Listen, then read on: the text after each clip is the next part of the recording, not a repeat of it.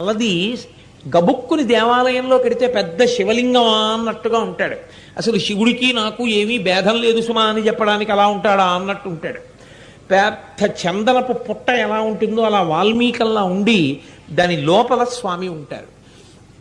అటువంటి మహానుభావుడు. అందుకే సింహాచల క్షేత్రానికి వెళ్ళినటువంటి వారు గంగా స్నానంతో సమానంగా గంగధారలో స్నానం చేస్తారు. సింహాచలీశ్వరుని యొక్క దర్శనం చేసుకుని ఉపశాంతి పొందుతారు. ఇప్పటి సింహాచల క్షేత్రాన్ని కృష్ణదేవరాయల వంటి ఎందరో చక్రవర్తులు, ఎందరో మహారాజులు దర్శనం చేశారు. కృష్ణదేవరాయల వారు సింహాచల క్షేత్రానికి ఎన్నో కానుకలు ఇచ్చారు. చాలా గొప్ప శిల్పకళా నైపుణ్యం. సింహాచల క్షేత్రానికి ఉన్నటువంటి మరొక గొప్ప విషయం ఏమిటంటే, సంతాన గోపాల స్వామి వారి యంత్రం వేసి దాని మీద కప్పస్తంభము అని ఒక స్తంభం ఉంటుంది. కింద సంతాన గోపాల స్వామి వారి